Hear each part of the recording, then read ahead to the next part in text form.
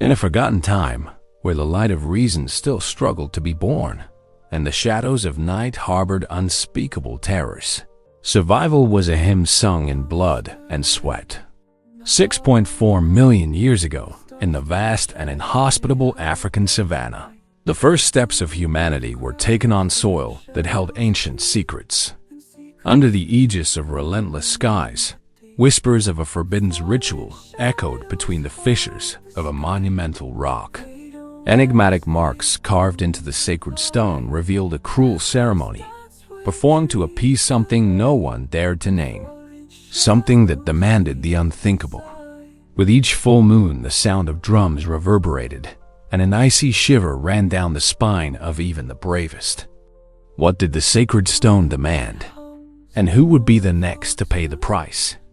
The smell of damp earth after the recent rain mingled with the pungent scent of campfire smoke, a familiar yet intoxicating aroma that seemed to hang heavier than usual that night. The fire, a small miracle of warmth and light, struggled to push back the gigantic shadows that danced on the cave walls, seeming to swallow every last shred of hope. Outside, the wind howled, a guttural voice carrying with it the promise of cold and imminent danger. Sounds of dry branches cracking under invisible paws mingled with the distant croaking of frogs and the oppressive silence that precedes terror. The eyes of the Homo habilis community, hungry and alert, scanned the darkness, searching for any sign of threat. In the center of the group, huddled near the fire, was Lyra, a female Homo habilis. Her brown eyes, once sparkling with the vibrancy of youth, now carried the weight of ancient fear. Lyra was agile, strong-boned, and curious-minded, always observing, always learning. But that night, not even her innate curiosity could combat the suffocating sense of dread that tightened in her chest. The tribe was silent. A different kind of silence than usual. Not the silence of rest, but the silence of those awaiting the inevitable. The elders, their faces etched by time and struggle, exchanged sorrowful glances, their wrinkles deepened by apprehension. Just before sunset, the shaman, an old, hunched man with skin as wrinkled as an ancient tree trunk, had spoken. His voice, hoarse and trembling, had reverberated through the cave, announcing the dark prophecy that had haunted the tribe for generations. The full moon will come, and with it, the fury of what dwells in the sacred stone. Lyra hugged her knees to her chest, her hands clutching the rough fibers of her leather loincloth. She knew what that meant. She had seen others go. Small silhouettes dragged into the darkness, never to be seen again. The air was heavy with threat. Suddenly, a sharp cry ripped through the air. It didn't come from a predator's mouth, but from one of the young hunters guarding the cave entrance. Panic erupted. The adults stood up, their muscles tense, their eyes wide. The shaman let out a wail, a sound of pure hopelessness. Lyra felt her heart pound in her chest like a war drum. She looked towards the cave entrance, where the hunter's silhouette staggered backward, arms raised in defense. Something was moving out there, something large and dark.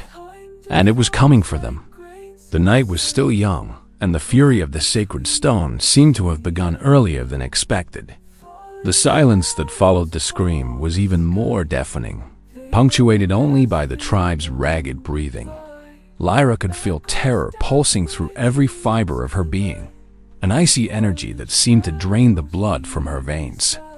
One of the men, a younger, more impulsive hunter, tried to move towards the cave entrance, but was restrained by Kale, the more experienced hunter, with a warning glance. "Wait!" Kale hissed, his voice low and urgent. "We don't know what it is. It could be a trap." Lyra watched the tension spread like a silent poison. Every shadow seemed to harbor danger, every sound outside a bad omen. The fire crackled, its embers flickering like watchful eyes in the darkness, but its light seemed too weak to ward off the oppression of the night.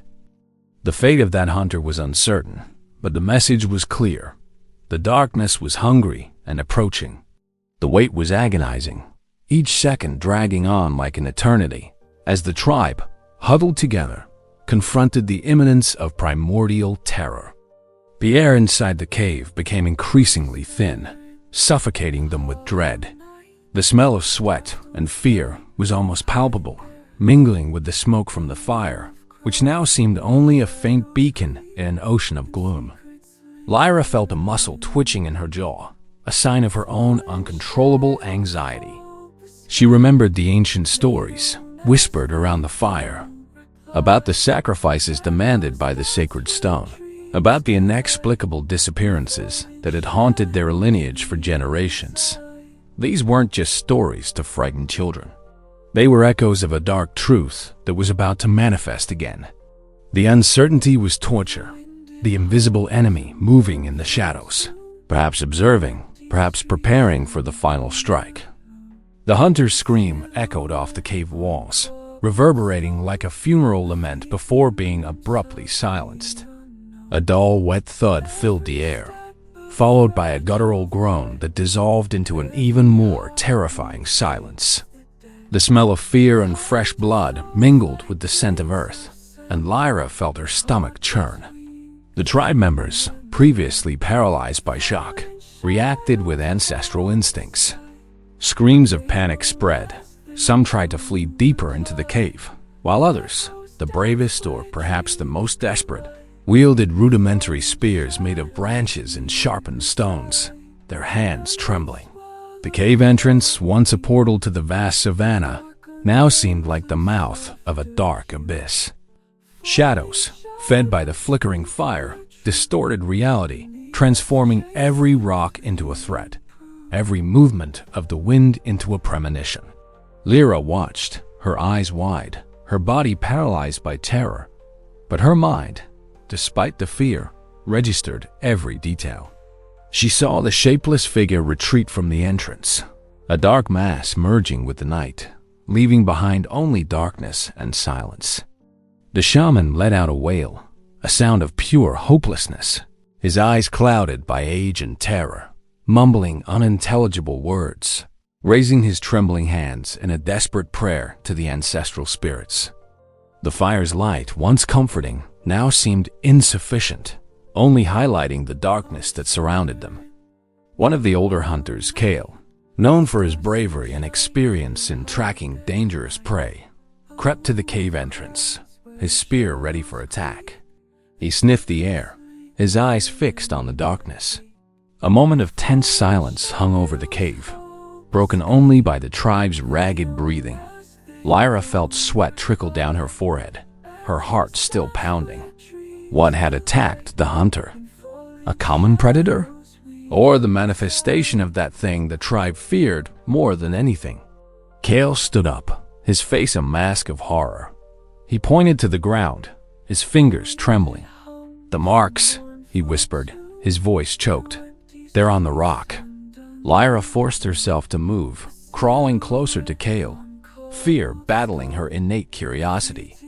The smell of ozone, like lightning striking the earth, intensified, mixing with the scent of blood. On the smooth rock at the cave entrance, where the hunter's body had fallen, strange, almost runic marks glowed with a faint greenish light. These were symbols Lyra had never seen, but she felt, in her gut, that they did not belong to this world. This was no common animal attack. The sacred stone had extended its dark hand, and the terror was just beginning. The marks seemed to pulse, a subtle, almost inaudible energy that resonated with the frantic beat of Lyra's heart. No one dared to touch them, the fear of their unknown origin holding everyone in a spell of dread. Lyra, however, felt a strange attraction, a morbid curiosity that compelled her to look closer, to try and decipher the enigma before her. The silence in the cave was now broken only by the shaman's terrified murmurs and the muffled sobs of the children.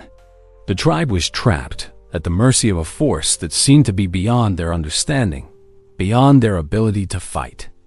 The icy night air invaded the cave, bringing with it the promise of a dark end, and Lyra felt the weight of this omen hanging over everyone. An overwhelming sense of helplessness dominated the environment, and Lyra observed the faces of her companions, each reflecting a different degree of despair. Oj. Some had huddled in a corner, others murmured ancient prayers, their eyes fixed on the luminous marks as if awaiting an answer or perhaps a sentence. With each passing second, the aura of terror seemed to intensify, tightening around them like an invisible knot. Lyra felt an urgent need to do something, anything, to break this paralysis of fear, to dispel the fog of dread that enveloped them. But what? The nature of the enemy was unknown. Its intentions, dark. The mystery was as terrifying as the threat itself. The sight of the greenish marks on the rock reverberated in Lyra's mind like a cold echo, bringing with it a sense of desecration. The metallic smell in the air, combined with the sweet and dense scent of something primordial, intensified the heavy atmosphere. The cave walls, once a refuge, now seemed to close in on them, suffocating their breath. The fire's flames, once vibrant, danced weakly, casting distorted shadows that seemed to writhe into monstrous shapes. Outside, the wind's howl took on a more ominous tone, almost a lament, and the chorus of nocturnal insects and animals seemed to have fallen silent, as if the wild world itself was holding its breath, awaiting the unfolding events. Kale, the hunter, his face still pale, traced the marks with a hesitant finger. "They are the marks of that which cannot be named," he whispered, his voice hoarse, almost inaudible. The shaman approached, his eyes fixed on the engravings, his lips moving in silent prayers. "The call. It is stronger," he murmured. "The sacred stone demands its tribute." A murmur of panic spread through the tribe. Children cried softly, clinging to their mothers. Strong men, who faced lions and leopards without hesitation, trembled with fear. Lyra watched, her mind racing. She had never fully believed in the shaman's superstitions, but the marks on the rock were undeniable, and the terror in her tribe's eyes was real. Lyra's anguish transformed into a mix of despair and a pang of anger. Why did they have to submit to this? Why did the unknown demand lives? She remembered her younger brother, taken by the same darkness on the previous full moon. The pain of loss was still an open wound in her soul. A part of her wanted to scream, to fight against this invisible force. But what could she do against something that didn't even have a name? Suddenly, a deep sound, like distant thunder, echoed through the cave. It wasn't natural thunder. It was a sound that seemed to come from the depths of the earth, a primal rumble that vibrated in their bones. The fire trembled, and small stones fell from the cave ceiling. Lyra felt a vibration run through the ground, rising through her feet to her spine. The shaman fell to his knees, his hands shaking. "He is coming! The time is near!" he cried, his voice failing. The fear Lyra felt intensified, transforming into a paralyzing terror. But mixed with that terror, a small flame of determination began to flicker. She would not just be a victim. She would not let her tribe be decimated without a fight. The ancestral call had arrived, and Lyra knew the night was far from over. The vibration in the ground intensified, a tremor spreading from the cave entrance, as if something immense was dragging itself towards them. The air grew denser, almost suffocating, laden with a smell Lyra couldn't identify, but which evoked images of decomposition and ancient power. The faces of the tribe, illuminated only by the flickering flames, were masks of despair. Children clung to their parents, their small bodies trembling uncontrollably. The shaman, though in a panic, seemed at once attracted and repelled by the approaching force. He gestured frantically at the marks on the rock, as if trying to decipher a final warning, a last chance for salvation. Lyra's breathing became ragged, her heart pounding in her chest, but the determination that had been born in her began to solidify. She might be a Homo habilis female, small in stature, but the strength of her will was beginning to overcome her fear. The fight would not be against common predators, but against something beyond comprehension. And for that fight, Lyra was, in some way, beginning to prepare. The shaman's murmurs grew louder, an unintelligible lament that seemed to fill the cave with a melody of doom. With each word, Lyra felt the urgency of a response, of an action. The dread, despite being intense, did not paralyze her. On the contrary, it seemed to fuel her with a feverish energy. She looked at the frightened faces around her, at the children's tear-filled eyes, and the pain in her chest transformed into a spark of courage. It was the ancestral call, yes, but not the call to sacrifice. It was the call to fight. The cavernous rumbling echoed again, stronger this time, making the cave rock itself tremble and fine dust fall from the ceiling. The smell of damp earth became more intense, mixing with a new odor, metallic and dense, like blood and ozone, hanging heavy in the air. The shadows cast by the flickering fire danced frantically on the walls, taking on grotesque shapes, amplifying the sense of imminent threat. Outside, the wind's howl took on a more ominous tone, almost a lament, and the chorus of nocturnal insects and animals seemed to have fallen silent, as if the wild world itself was holding its breath, awaiting the unfolding events. The tribe was in pandemonium. Children cried in despair, clinging to their mothers. Men roared, their voices hoarse with terror. The shaman, prostrate on the ground, mumbled unintelligible prayers, his eyes glazed over, fixed on the void. Kale, the hunter, tried to maintain order, but his own voice trembled.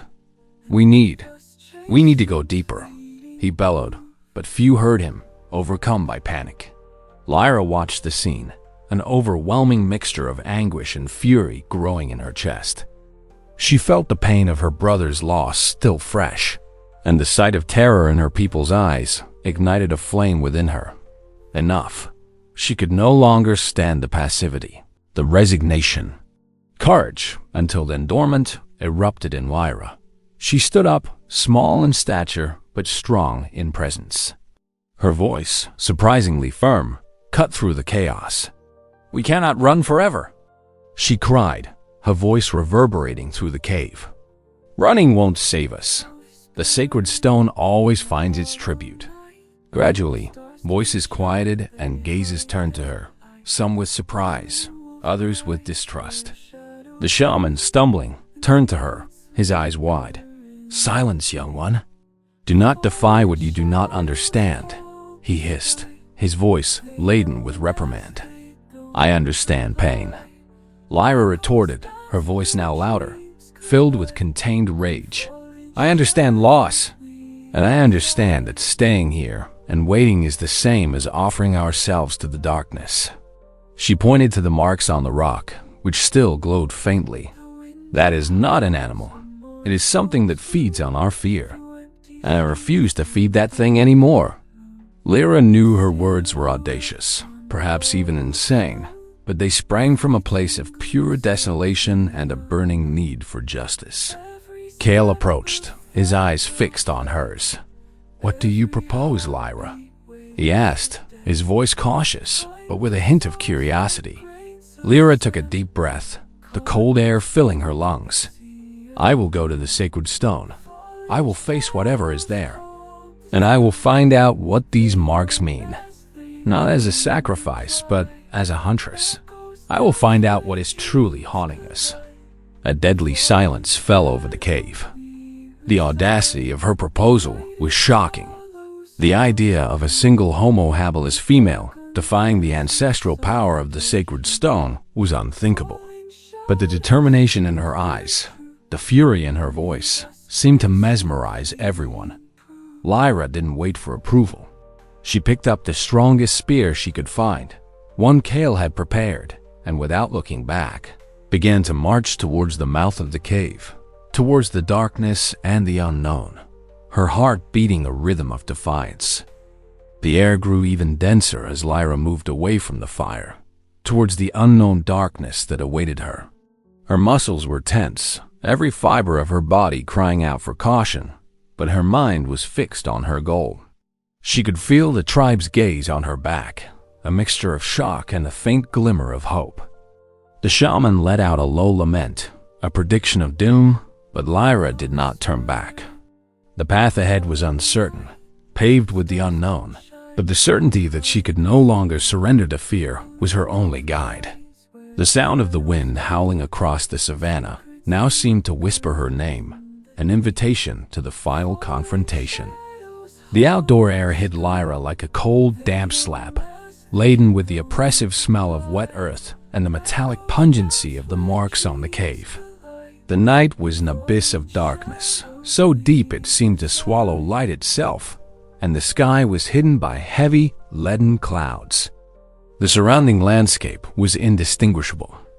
Only shapeless silhouettes of twisted trees and dark rocks that protruded like sharp teeth against nothingness. The wind moaned through the savannah, a constant lament that mingled with the distant sound of nocturnal predators, making the environment even more oppressive and desolate. Each of Lyra's steps on the damp grass was muffled, and the silence of the night, which once seemed like an emptiness, now seemed filled with a silent, ancestral breath, lurking in every shadow.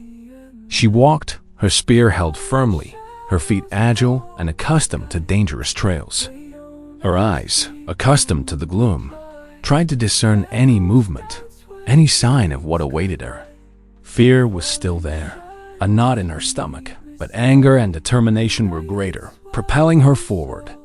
Lyra could feel the tribe's eyes on her back, perhaps in disapproval, perhaps in silent hope. She refused to be just another number in the sacred stone's sacrifices. She would be the first to fight, the first to unravel the mystery.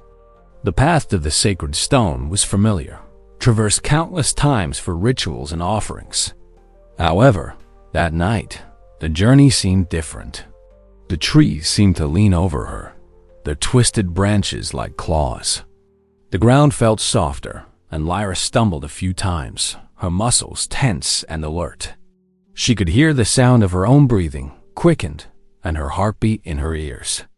Suddenly, a sharp, brief squeal ripped through the air. Lyra stopped abruptly, her spear at the ready. It was the sound of a small animal, perhaps a rodent, but the sound of its imminent death. The metallic smell in the air intensified, and Lyra felt a shiver run down her spine. She knew she was getting close. The trees began to thin, and Lyra glimpsed the colossal silhouette of the sacred stone. A dark mass against the blackness of the sky, its menacing form seemingly stretching into infinity. It was an imposing rock formation, with fissures and protrusions that looked like distorted faces in the darkness. As she approached, Lyra noticed that the greenish marks, the same ones she had seen in the cave, covered the surface of the sacred stone, pulsing with a faint, ghostly light that made the environment even more surreal. The air around the stone was heavy, almost dense, and Lyra felt a pressure in her ears, as if the very atmosphere was vibrating with a primordial energy. The sound of death echoed again, closer now, and Lyra noticed a shapeless pile on the ground at the foot of the stone. They were remains, not of an animal, but of a human. Small white bones and fragments of leather. Lyra's heart pounded. Whatever inhabited the sacred stone was not a legend. It was real, and it was waiting for her. With each step she took towards the sacred stone, Lyra felt the temperature drop, as if an icy aura emanated from the rock itself. The wind, which had only moaned before, now seemed to whisper in her ears, carrying inaudible voices that seemed to come from a distant past. She felt the damp grass under her feet, each blade touching her skin like a warning touch. The terror she felt was deep, visceral, but it was mixed with a growing dose of adrenaline and unshakable curiosity. Lyra was not just a Homo habilis female. She was a pioneer, walking towards a confrontation that no one in her tribe had dared to even dream of.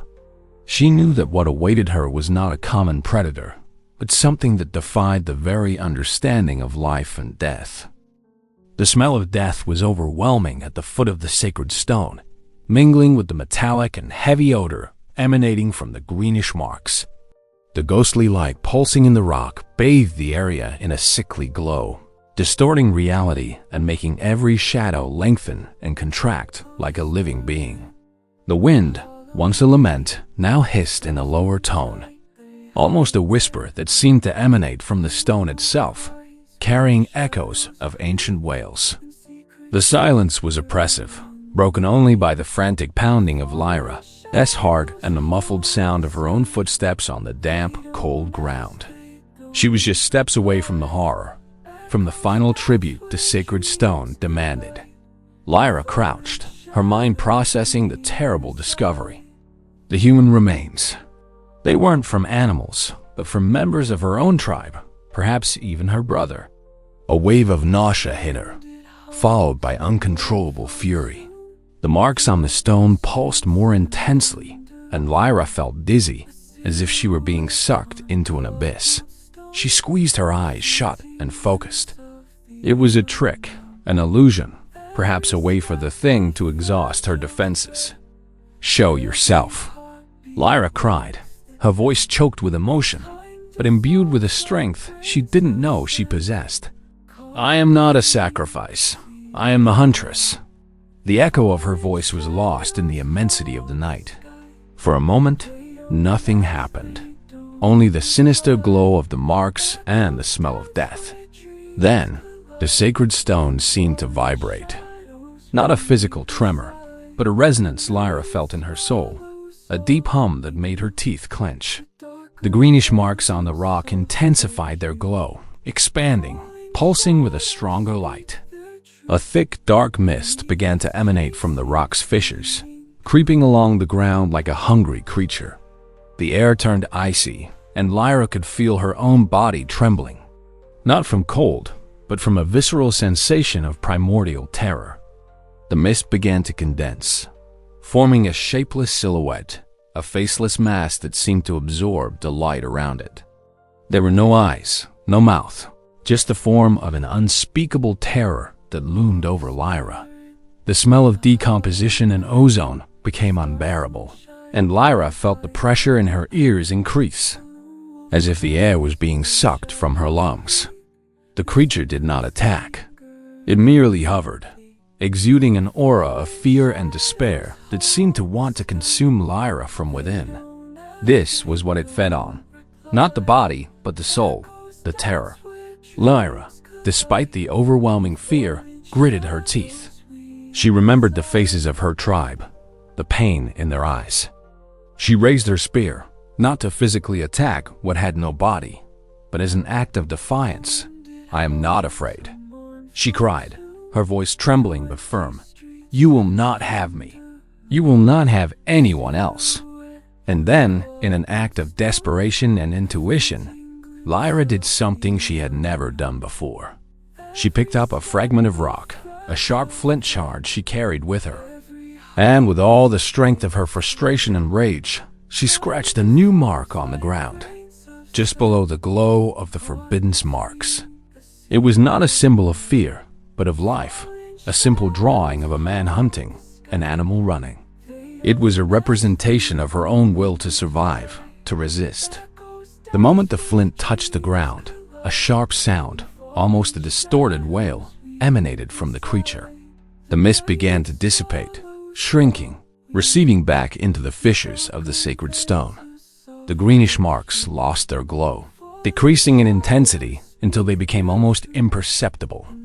The smell of death began to dissipate, and the air, slowly, returned to being just the cold savanna air. The creature dissolved completely, leaving behind only silence and darkness.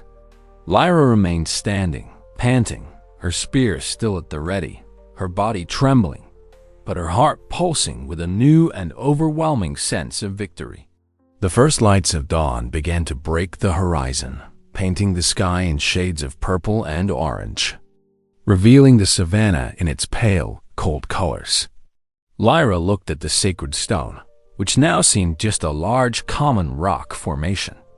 The marks were there, but their power had diminished, their threat silenced, at least for now. She had faced the unknown, and she had survived. She didn't fully understand what had happened, but she knew that, somehow, the terror had retreated. Lyra had proven that the will to live, the courage to face the inexplicable, could be a more powerful weapon than any spear. She looked at the mark she had made on the ground, now illuminated by the rising sun. A new era for her tribe could begin, an era of resistance and perhaps of understanding. But the mysteries of the sacred stone still lurked in the shadows, awaiting the next full moon, the next test. What else did these ancient rituals hide? Lyra felt the sun on her face, a warmth that seemed to wash away the darkness of the night and the icy feeling of dread. The victory was bittersweet. She had not destroyed the thing, but she had broken its control, at least for this time. The journey back to the cave would be long, and she knew she would need to tell her story, to convey what she had learned. Fear still existed, but now there was also hope, a seed of resilience planted in fertile soil. The sacred stone would remain a mystery, but Lyra, the Homo habilis female, had proven that human intelligence and courage could indeed defy logic and the power of the unknown.